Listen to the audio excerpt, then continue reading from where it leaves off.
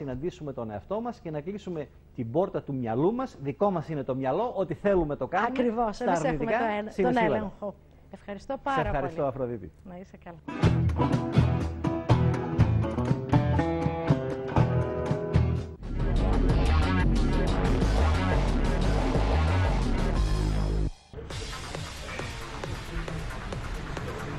Τώρα, εάν θέλει επισκευή το τρέιλερ σου, εάν θες κάποια ειδική κατασκευή, μη σκάς, έχεις εμάς.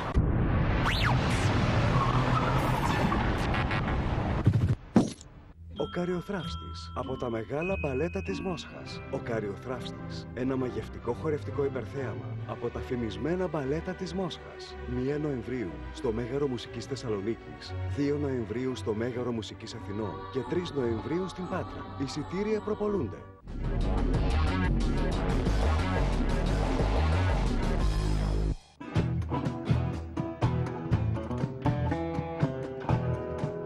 Η Ιφηγένεια Παραστατίδου, παλιά και καλή φίλη.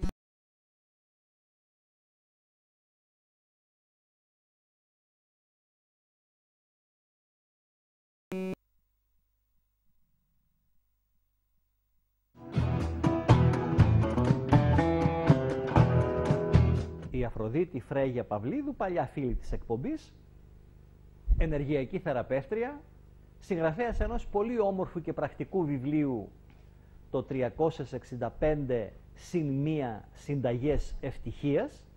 Δεν μπορούσε να λείψει από την πρώτη εκπομπή της περίοδου να μας ευχηθεί, να μας χαιρετήσει. Άλλωστε είχαμε να τη δούμε όλο το καλοκαίρι καθώς ταξιδεύει εκεί σε πολλές περιοχές της Ελλάδας και χάνεται από τη Θεσσαλονίκη. Και βέβαια, αφού έγραψε ένα βιβλίο για την ευτυχία, δεν μπορούσε παρά να μας πει στο τέλος τι είναι ευτυχία. Αφροδίτη, καλώς ήρθες. Καλώς σας βρήκα. Χαίρομαι που σε βλέπω, γιατί δεν σε είδα όλο το καλοκαίρι. Κάπου ήσουν, κάπου χάνεσαι, κάπου πας, κάπου μαζεύεις εμπνεύσεις, απόψεις, εικόνες.